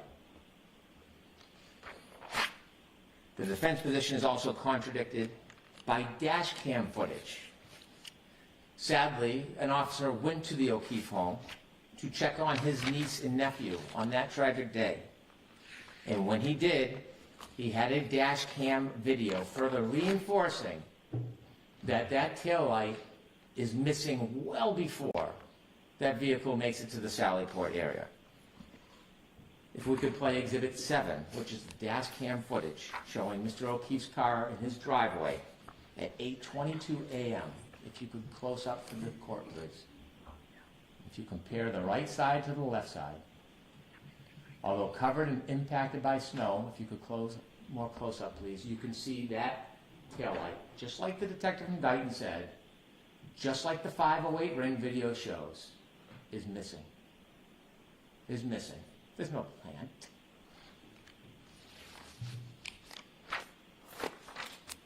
The defense's position is also contradicted by the Alarm.com video that we received pursuant to Rule 17. There are two videos, 8 and 9. If we could play Exhibit 8, please. This is the defendant's car arriving in Dayton in the driveway. The defendant on the passenger side, and you can see them walk to the back of the car near the right taillight and stop. And if the question is, what are they stopping for, we can play video 9. And this is when the car is being put on the tow truck before it makes its canting. And just like 508 in the driveway of Meadows, John O'Keefe's home, you will see that right taillight shine white, showing the missing taillight cover on 2 occasions. If you have an opportunity to stop the video at the important points, please do so. Can you lower it? We cannot. Can you zoom in on it? Your Honor, I would encourage the parties to look at it on the computer. The clarity is much better, and it's very clear, the white light in this video. I cannot see it clearly on the screen. So will you give me a flash drive of all of these exhibits? Oh, there we go. Okay, If you look at it on a small screen, see right there? I do see it. Yeah, and then you'll see it again. So the Alarm.com video contradicts the defendant's position that there is anything exculpatory about these Sallyport videos. In fact, this whole idea of third party doesn't come to town until 9 months after Ms. Reed is indicted. Perhaps the best evidence that contradicts the defense's position that there's any relevance to the Sallyport video, that there's any type of plant by anybody, is from the defendant herself. Ms. Reed spoke to Gretchen Voss on June 20th, 2023. And in that testimony, or in that interview, she said, when my car was seized, there was a few small pieces of taillight missing that I had picked out at John's at 5:45 before we drove over to Fairview. I'm showing Jen and Kerry, look what I just did to my light. And I'm worried that there's gonna be some kind of electric short circuit. There's like the bulb is showing, and some of the red plastic is missing. So I picked pieces out of the light housing that kind of collapsed within the light and dropped them in John's driveway. And so I say to the court, the production should have been sooner. It should have been cleaner. This should have been a log or an entry. The failure to provide was inadvertent. It was unfortunate. It shouldn't happen. But it's not Brady. It's not exculpatory. It's not intentional. It's not tampered with. It was inadvertent and inconsequential because the evidence is overwhelming that that light is missing before the car makes it to the foot of the sally port, so there can be no plan. That is my argument regarding the Rule 14 issue.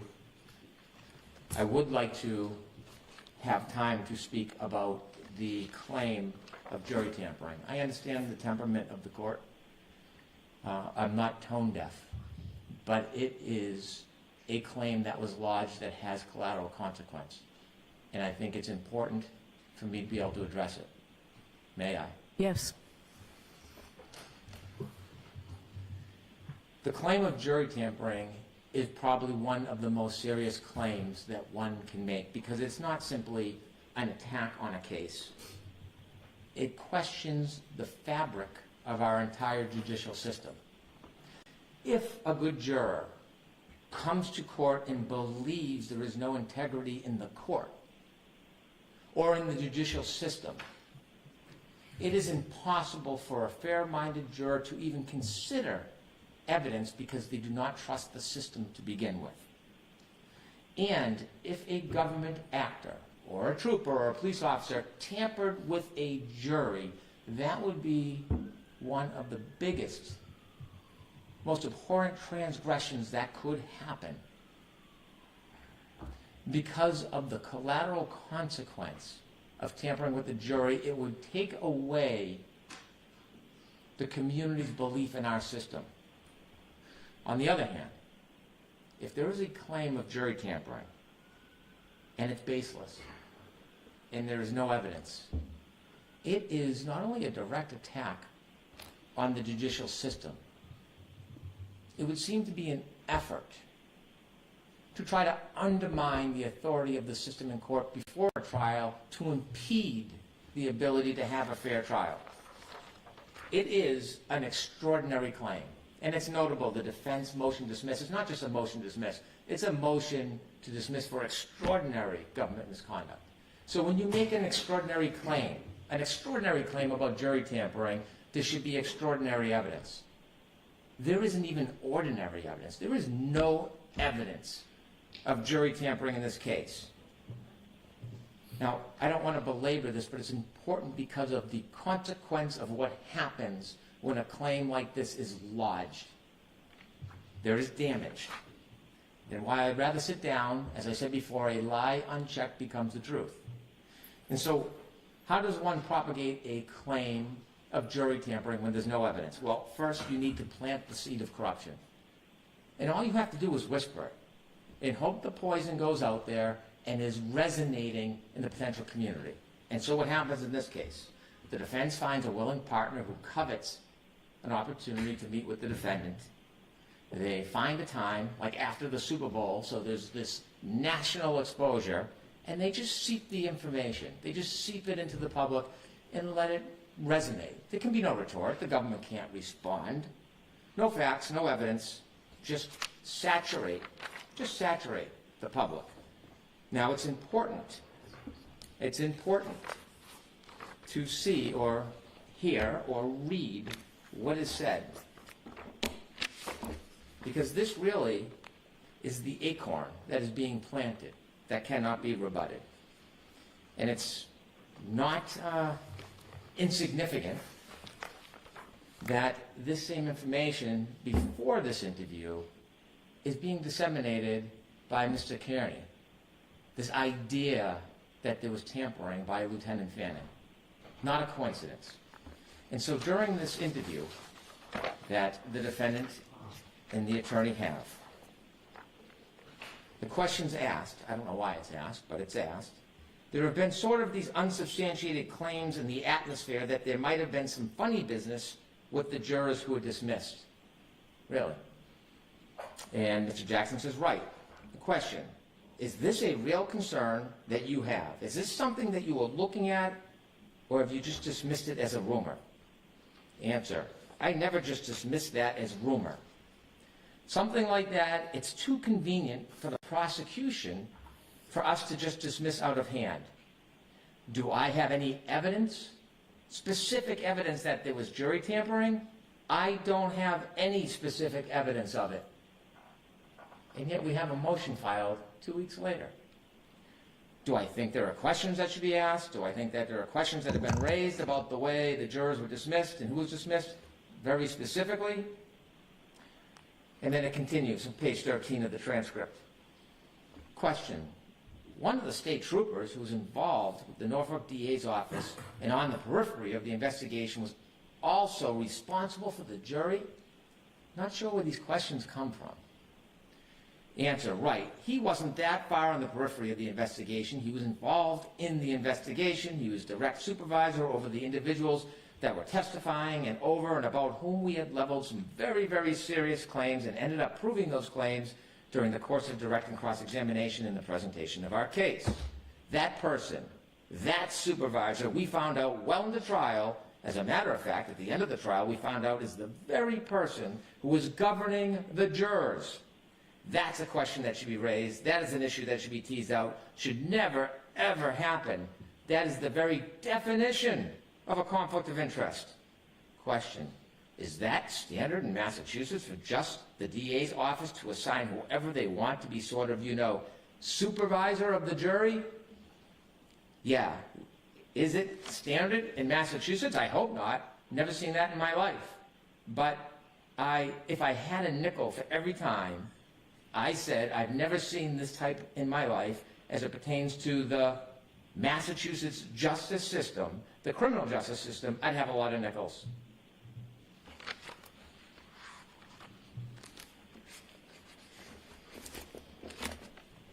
So I didn't see that interview. I don't have the transcript. I'd like a copy of that transcript. Your Honor, I understand, and I may be mistaken. We produced all of the exhibits to the court, and you should have a transcript. If not, I will get it to you immediately. Okay.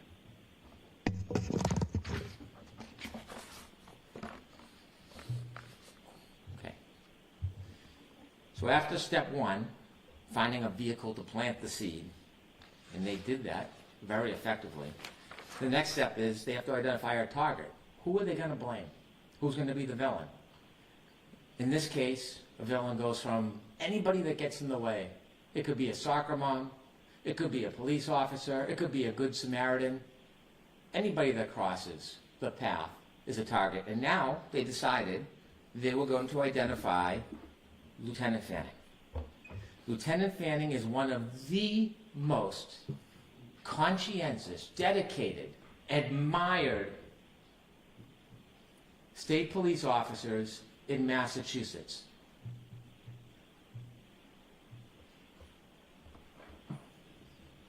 After having his name attempted to be sullied all over social media, attacking his integrity and his name, I can dare say that Lieutenant Fanning is in a different position than many. His integrity is so reputable, none of that will break him or his reputation. But it happened. When you look at the motion filed by the defense in this case, and they found their target in Lieutenant Fanning, you look at this motion, page 15. It's important when they made this public pleading, getting back to my request, Your Honor, the other day. You look at the bottom of page 15. It talks about Lieutenant Fanning and tries to align him or associate him with Trooper Proctor because Trooper Proctor's text message was on a chain that included Lieutenant Fanning. Lieutenant Fanning did not reprimand or otherwise correct his subordinate's disgusting and inappropriate behavior.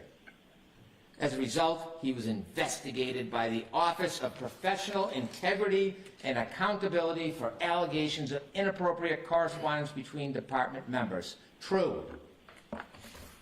But then they leave off the punchline. They put this in a public document.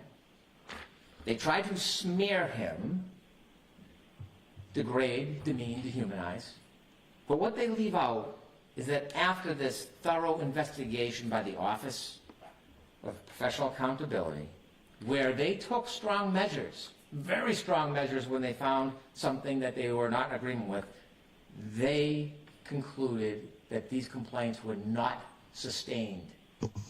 So we were all aware of that. I received verification of that through the Pleadings Council, was all aware of that. I just need the date. When was he cleared? When was that made public? We'll have to provide that to you. Was it prior to this? It was Was it prior to the motion being filed? Yes, it was last year, last fall. I can provide the date right now. Okay. Trooper Lieutenant Fanning is not in a unique position. If I may, Your Honor, sorry. It was July 17th, 2024.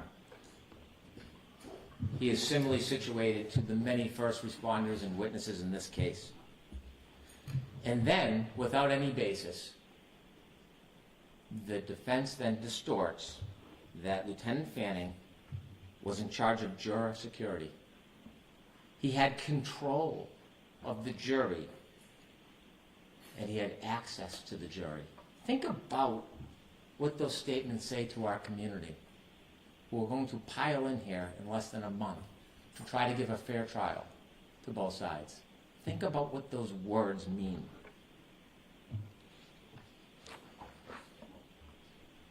After selecting their target and trying to dehumanize him and degrade him, they then try to create an illusion of this grandiose havoc that is running amok. Trying to get the community to think Trooper Fanning controlled, had access, and tampered with the jury. Think about that concept. Not only is it an attack on Lieutenant Fanning, it is an attack on the integrity of the trial court. I've walked a lot of hallways in the trial courts over the past 30 years. And the heartbeat of trial courts is the court officers who take their duty so seriously. They help, they assist, they guide, and they have solemn pledges. They are charged with the responsibility of the jury. To suggest this is to suggest that the hardworking men and women in our trial court system who come here every day for everybody else's benefit, it is to suggest that they would cede their authority to the state police and abscond from their duty and responsibility to protect that jury with no basis whatsoever. That is the concept that they are promoting in this motion. The trial court personnel throughout the state are steadfast and dedicated. I've tried a lot of cases, and I think most of the lawyers in here have. It is without a doubt in Massachusetts that these dutiful men and women of the trial court protect and are sworn at the end of every case in jury instructions to protect the jury.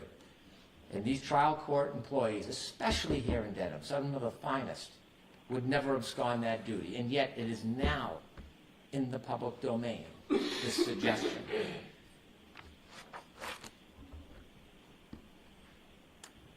The only way that you dispel innuendo, suggestiveness, unsupported claims, and the poison that can seep into the community, the only way you can stop that is with fact. So I'm going to list a few facts for the record. Fact: Lieutenant Fanning was not in charge of juror security.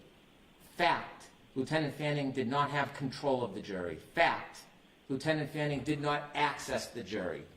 Fact: Lieutenant Fanning was part of a multi-agency cooperative effort to ensure the safety of the public and court participants, which required numerous local police officers and state police because of the bedlam that was created outside. Fact: Lieutenant Fanning never, ever, ever met with or interacted with any juror. Fact: at all times, Lieutenant Fanning worked from a remote location, jointly managing operations for the safety of the public. Never setting foot on this property when the jury was here. Never meeting a juror, never looking at a juror, never being seen by a juror. Fact: no evidence any trial court personnel ever ceded their obligations and duty and handed them off to Lieutenant Fanning. Fact: Lieutenant Fanning heard numerous rumors from various sources about a juror who expressed potential bias. Fact: Trooper Fanning never investigated, approached, or inquired. He heard the information and provided it to the trial court as is responsible, dutiful, and proper. And I'll repeat one more time, Lieutenant Fanning never, ever, ever interacted, controlled, or met with any juror. Your Honor, these claims in the motion to dismiss have a theme. Different issues, same thing, same pattern, same effort. Your Honor should dismiss it outright, and we should move to trial. Thank you. If I may, Your Honor? Yes. Thank you.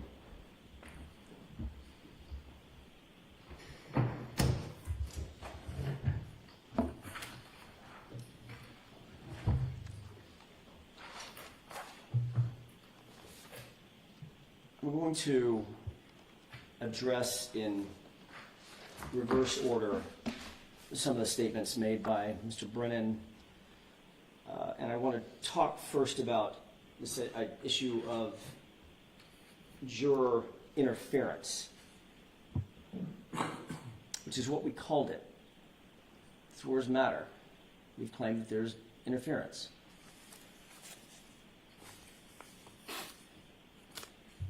He indicates that that would be an abhorrent transgression if there were interference with a juror or a jury. We agree. It would be an abhorrent transgression. The information that we have in front of us is not the information that Mr. Brennan just recited, which is interesting. I'll get to the facts that he very dramatically stated in just a second, because this is a fact-based inquiry, one that we asked for standing right over there at sidebar and didn't get. But Mr. Brennan, with no support to back it up, and I'm going to ask a couple of pointed questions about that, recites these facts after facts after facts that he claimed absolved the Commonwealth of any transgression as it pertains to the jurors. And when I say Commonwealth, I'm talking about the Massachusetts State Police. Very clearly, in a clever, almost too cute by half argument, Mr. Brennan talks about the good court officers that are populating this courtroom and this courthouse, about whom we have made no allegation, no claim, nothing. We have nothing but the highest respect and regard for the men and women who wear that uniform and perform these duties. None, zero. And he knows that. But in an effort to create an enemy where there isn't one, he acts like we've insulted the court officers, which we haven't.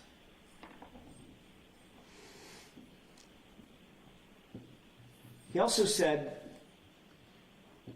that Lieutenant Fanning stood up here and gave basically a CV, a resume for him, and said, "He's the greatest guy on the face of the earth."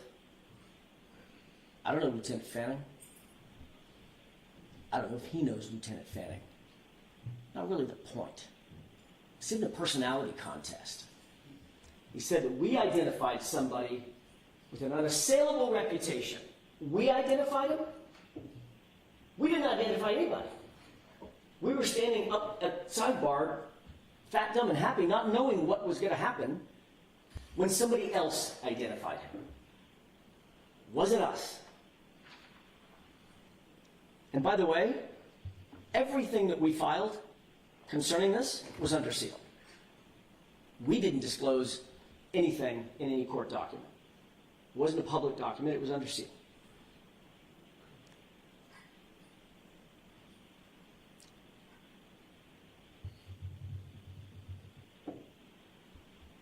Mr. Brennan then states that he was also a subject, this person with this unassailed career, was the subject of an IA investigation for his conduct on this case. It's not even about something tangential. It's about his conduct on this case, his supervisory role as it pertains to Michael Proctor and his, and I'll repeat it, disgusting conduct as it relates to my client and his text messages, etc.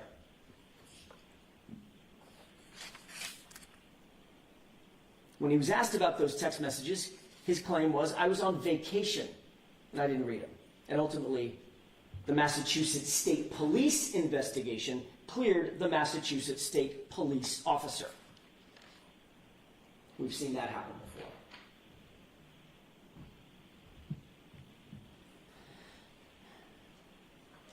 The question, or questions, if I could, that surround this inquiry, and the reason that we included it in our motion to dismiss, is because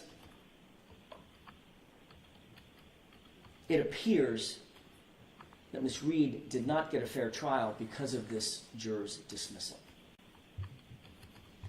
How would the person who's unidentified, to this day unidentified, how would this person know who the juror sitting in one of these seats was if she was at a private location? I won't mention the location. How would they know? How would they know to identify her? How would they know what she said? How would they know to record her illegally, potentially, if that happened? How would they know these things? How would they know that if she was a juror, that she was a juror on the Commonwealth versus Reed matter specifically? And how would this unidentified person know of all of the authority figures to go to Lieutenant Fanning, of all people, who was then described to us after the fact as the, quote, commander of the extensive security operations that this case has required. And I went through that with the court this morning, but I just want to reiterate it one more time. Of course it makes perfect sense that we would presume that if he's the commander, I don't think it gets much bigger than commander. If he's the commander of all security operations, he's the commander over operations that are attendant to the courts, the actual court's security, the personnel's security, the party's security, to whatever degree that is necessitated, but maybe most importantly, the juror's security. That is a reasonable next step to conclude, a reasonable inference from the facts that we were given. But we do know this. He was this same Fanning that was just randomly picked to go report this to, was also the person that was in Ms. Reed's house seizing her phone just months before the trial. He's also the person that was interviewing witnesses or supervising the interviews of witnesses in this trial. He was also the person that was on the text messages between Proctor and his buddies at MSP talking about her and trying to find nudes. We know all of that existed. And yet, we were denied an opportunity, Your Honor, an important opportunity, to simply inquire before this juror was dismissed. That's all we asked. Let's get Lieutenant Fanning in here, let's find out what the source of this is, and let's figure out, is it even remotely true? Remember, the juror never said it was true. But lo and behold, minutes before I stood up to give my summation, that juror is removed. That's the problem. This isn't about court officers and besmirching court officers' reputations. That's not what this is about. This is about what happened at sidebar in the matter of minutes that denied Ms. Reed her constitutional right. There's a couple of other points that I just want to make. Mr. Brennan started his comments by talking about the Sallyport video and how unimportant it is. How unimportant that video is. And I'm not going to go through all my points again. The court doesn't need to hear that. But I do want to make this point. He says it's not important. There was nothing to see here. We don't pull videos normally. Yeah, of course you don't pull Sallyport videos if you're investigating a bar fight. This was the purported murder weapon. This truck is the thing that the Commonwealth suggests was used to kill a cop. You think the video of it being pulled into the Sallyport might be of some evidentiary value? I don't know. Can't imagine why that would be important. Can't imagine why that might have some evidentiary materiality. But I do know this. I do know this much. There's one guy who thought it was important. The lead investigator. He pulled it all. All of it. He was super, super convinced it was important. And he's the guy that once pulled it, hid it from us for nearly 3 years.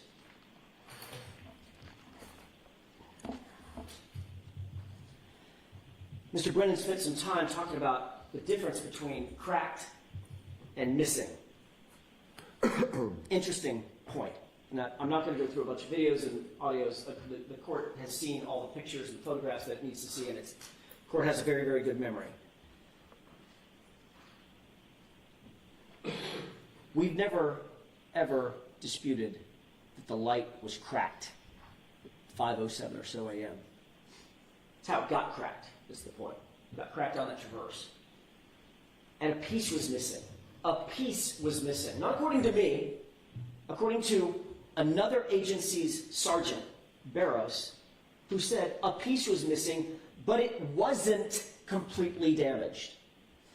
Recall that when that light was completely reconstructed with the 46, 47 pieces that were purportedly found, well, they were found at or near 34 Fairview, and then they were reconstructed. Does the court recall what that reconstruction looked like? That taillight was put together almost in its entirety. Almost. Except a piece was still missing. There was a piece unaccounted for. There's a big difference between a crack and the condition of that taillight, which we've now seen, where literally the entire lens material is basically gone. There's a few shards left on some edges, but the entire lens is basically gone. So yeah, it's relevant. And it's exculpatory. The condition of that light when it pulled into the Sallyport driveway. And with regard to the inverted video, again, Mr. Brennan says there's nothing to see here. We've got inverted videos dating back days earlier. Then why, if that's such common knowledge, then why did Mr. Lally and Sergeant Buchnick, in front of a jury, present that video as a true and correct presentation of what that car looked like and where that car was? Mr. Lally actually asked the question. I don't have a page and site number, but I remember it because I was sitting here. He asked the question, did you see Mr. Proctor? It was something, I'm paraphrasing, something along the lines of, did either you or Trooper Proctor approach that right passenger taillight? And the answer was no. Because on the video that was being played, it looked like the right passenger taillight was the one closest to the jury. And of course, Trooper Proctor walked right around that and went over to the other taillight. Except when you reverse it, you realize that's the right taillight. Is there a copy of the reverse, the one that you played? Is that in the exhibits for today's motion? No. The one that's been corrected? Yes. I'd like a copy of that. I don't think I have. Sure. We can get that for the court immediately. Also, he played a video of the grainy video, showing, hey, look, some of these cameras are just grainy in other particulars as well, at other times and places. Maybe, or maybe not. What's interesting is the grainy video that we saw, if my memory serves me, and it's my memory, and it's being taxed at this point, but my memory is the chyron on that video, in other words, the running numbers, was at the bottom. Yet the video he just played is at the top. That's the exact same video. If it's apples and apples, oranges and oranges. Why is that different? That's interesting. And with regard to Ms. Reed's actual statements in that interview that was played, or I'm sorry, it wasn't played, it was recited. She said, some of the red plastic is missing. Some of the red plastic is missing. In other words, a piece is missing. It's completely consistent with the condition of that taillight before it was at the Sallyport. With regard to the facts that were recited by Mr. Brennan at the very end, every one of those is unsubstantiated. How does he know all that information? Who has he been talking to? And why don't we know about it? If in furtherance of this motion, there was an interview done of Lieutenant Fanning that laid out all of this information about not having contact with jurors and not doing this and not doing that, but yes, doing this and that and the other thing, why is the first time I'm hearing about this when he stands up and tells us? That has been the pattern of this Commonwealth's presentation to this court and in front of the jury consistently. That is the punctuation mark at the end of the sentence. Why am I just now getting that? Why wasn't that appended to his motion? Was there a conversation Mr. Brennan had with Lieutenant Fanning that we need to know about? This is exactly why, Your Honor, exactly why. If this court is not inclined to dismiss this case, and it should, the maladies of the Brady concerning the Brady violations and the discovery violations are so manifold in this case. They cannot, it's irremediable harm. Irremediable harm. This case should be dismissed because of the conduct of the Commonwealth, including Michael Proctor holding onto those videos, hiding those videos, and then others involved with strategizing, use the videos against us, against the defense, in a murder trial without our knowledge and without giving us the videos. But if the court, in the face of all this, determines that it's either unconvinced at this juncture to dismiss this case, then we urge the court to have an evidentiary hearing. That's what this demands, at the very least. An evidentiary hearing so that the court can perfect the record. We shouldn't be guessing at things. And I'll submit. Any follow-up, Mr. Brennan? No, thank you. Ms. Giannetti, do you want to say something? I don't think I need to in light of that presentation, Your Honor. All right. I know you want to do your motion, Mr. Alessi. I cannot imagine that you can summarize it all in 10 minutes, can you? I cannot, Your Honor. Okay. So I'm not going to have anybody back here this week or next week. We'll hear that on the 18th when we hear everything else. I urge you, Mr. Alessi, to condense it as much as possible, okay? I will. I mean, your pleadings are very thorough. I will do so, Your Honor. Okay. Not yet.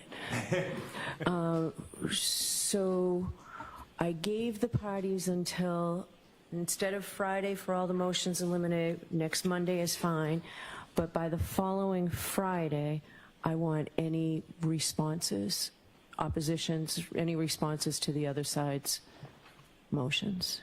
And then we'll have a hearing on the 18th. Jim, did we put aside any other days as well? We did, I thought.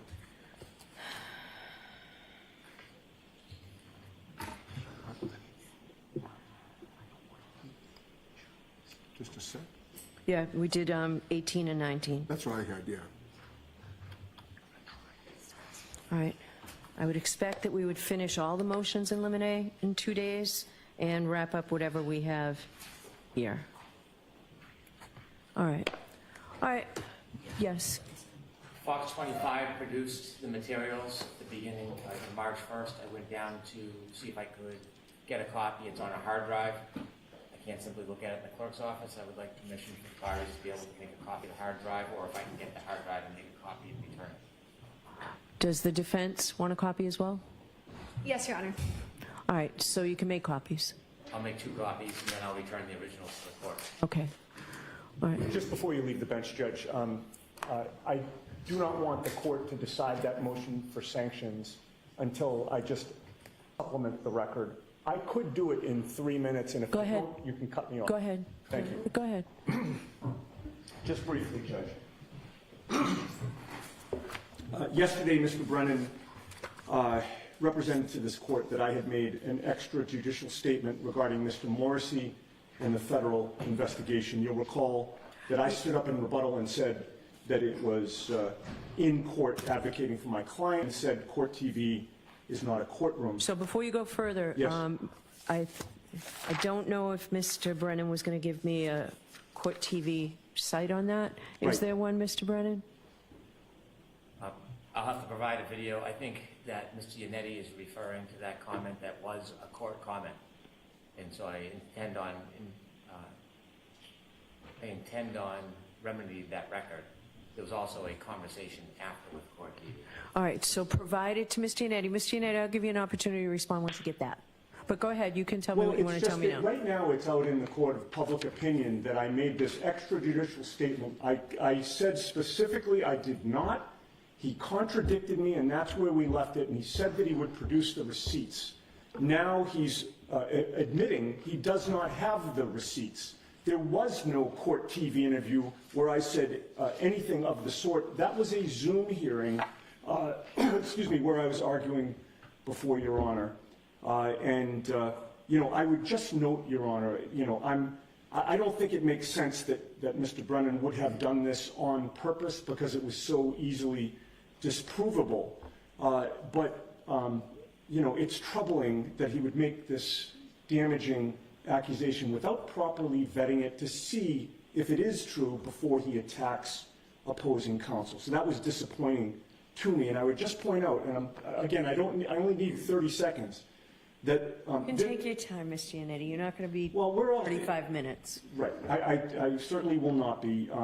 You know, this new false allegation comes after my colleague, Mr. Alessi, co-counsel Mr. Alessi, on February 25th, detailed 9 or 10 false statements that Mr. Brennan has made to this court.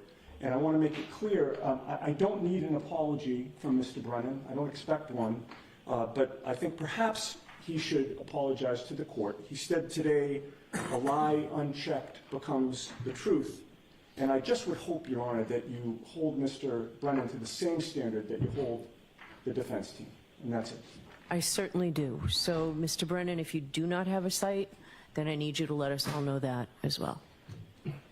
I will. It's convenient to retort that there were 10 lies by the court that Mr. Alessi lined up. In fact, I looked at the transcripts. Some of his suggestions that I didn't read the paperwork properly, which is wrong. I didn't try to shame him today. It was part of advocacy, and I accept that. There was a conversation, and if you remember when I related Ms. Yanetti's remarks, it wasn't in relation to 3.6. It was in relation to the fact that they were using the federal investigation to create innuendo that could not be responded to. But I will provide... For your request for the gag order? In support of your argument for the gag order? In response to how they had used federal materials that were under seal that couldn't be rebutted to make suggestions. It directly related to that point, not 3.6. But I will provide the videos. Mr. Yannetti is right that the exact statement that I used was from a court hearing, but then there were subsequent statements made. And so my regrets to Attorney Yannetti, but it wasn't in the fashion of a 3.6 violation. That wasn't the intention. It was to show how they've used these federal materials before the case was closed to their advantage. All right. So if you have the site, I'll give you until tomorrow afternoon to find the court TV site. Very well. If you have it, supply it to all, Mr. Yannetti. So I'm ordering the Commonwealth, if they have that court TV site, to provide it to all of us. And if you don't, provide that as well. Provide that information. Thank you. Thank you. All right, that's it for today. All rise to the court, please.